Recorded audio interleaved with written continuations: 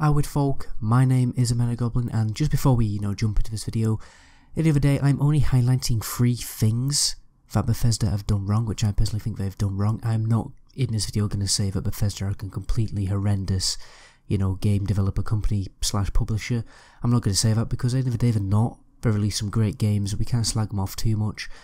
But nonetheless, recently I have seen Bethesda just slightly go downhill with a few kind of like roguish tactics. That's what I like to call them anyway, where a developer starts making money through, well, kind of these tactics that don't really require a lot of effort, a lot of work, and a lot of running costs. They don't require a lot of investment costs, and they're kind of making money without spending money. Basically, they're not working, they're not releasing games, because if a game developer, at the end of the day, they should be developing games and publishing those games and making money through that, rather than kind of making money through different alternative roguish ways. And I've seen Bethesda do that kind of thing recently, and that's basically what we're going to talk about in this video. We're also going to talk about other things as well, not just about that. Like, for instance, the first point I have on here is I just literally wrote down Fallout 4. Now, I'm not saying Fallout 4 is a bad game, it's just certain design elements and choices of Fallout 4. I think they were just basically a mistake. Because at the end of the day, Fallout 4, I haven't actually played it, I've just, obviously interviewed my friends about it. They say that it doesn't really feel like you're playing an RPG that much. A lot of the RPG features have been severely reduced, and it's basically just a first-person, open-world first-person shooter, kind of like Far Cry or something. And well, it's a good point there actually. Far Cry is a very popular game, probably made more money than the old Fallout games, and Bethesda see that and they're like, right, we need to make a game like that. But at the end of the day, like, Bethesda are a role-playing game RPG they're an RPG developer. That's what they should be. That's what they should be doing. Because if you're not, everyone knows that Bethesda develops RPGs, really good RPGs. That's their audience, and they're basically not appealing to their audience. I mean, fair enough. It's nice to broaden your audience slightly. It's a good thing to do when you have a business, but at the end of the day, if you're basically going to just kind of kick your main audience in the teeth, and it's just not, I don't think it's a very good thing. Basically, I think Fallout 4 should have been more of an RPG. Fair enough, if you want to make a game like Fallout 4, make it as a separate game, make it as a spin-off, because I think a lot of people were disappointed when Fallout 4 came out. They wanted it to be, well, like Fallout 3, and it kind of wasn't. The next point in this video is remasters. I mean, I don't know about you, but I am absolutely sick of seeing remastered games. I'm kind of thinking to myself, why are you remastering a game when you can make a new one? Obviously, Bethesda released a lot of their games for the last generation of consoles, the 360 and the PS3.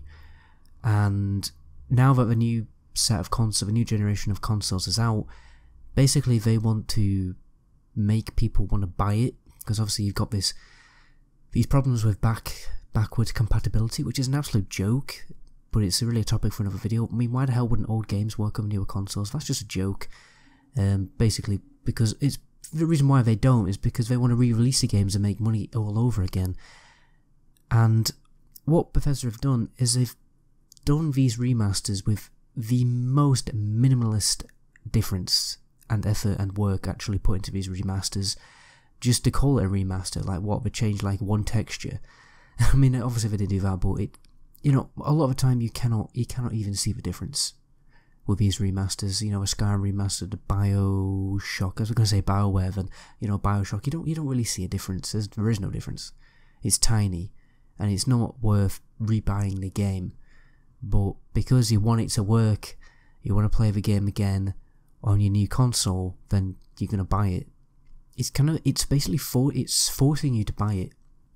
It's putting you into a situation where you're basically forcing yourself to buy it because you can't play it on your more modern console. Which obviously that's the basic definition of exploitation at the end of the day. But yeah, I'll leave you to think about that. The last point on this list I have is the new review policy that Bethesda has introduced. They just introduced it, proper got it rolling just before the release of Skyrim Special Edition. Basically, if you don't know, Skyrim kind of YouTubers and similar people, people who do stuff like that, the only people who got an early edition of Skyrim Special Edition were the people who basically only made guides, and the people who were not going to review the game, even if they did, which would I don't know if that's happened, but that would probably be quite funny. And the people who, like me, review things and criticize things, they wouldn't. They're not. Those kind of people aren't allowed a copy of like any new Bethesda game, and they have a reason for this. They have a reason that we all need to kind of explore the journey of a new game together, of some absolute rubbish like that. The only reason why this new review policy has been introduced is basically to reduce the amount of pre-order cancellations, right?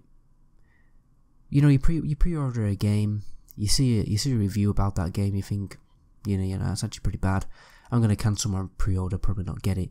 I mean, it probably happens quite often, especially, with games like No Man's Sky, when, Steam actually introduced like a completely user-friendly refund policy because that game was so bad. I mean, that's just hilarious. It's basically to protect themselves from that. You're not going to see refunds. Well, you may see refunds, but it's basically so that people don't cancel their pre-order, and it's designed to basically maximize profit. Very simple. Right? There's nothing fine and dandy about it. It's to maximize profit, and it's very kind of reminds me of North Korea a bit. At the end of it, like North Korea, you don't exactly have press, criticizing the government, and that's basically what Bethesda are doing. They're kind of turning into a little mini North Korea and saying that, yeah, we're releasing a product and no one's allowed to criticize it, because we don't want anyone saying bad things about it so that we can sell it and make money from it, when that is just basically, it's against the law. It's actually against the law.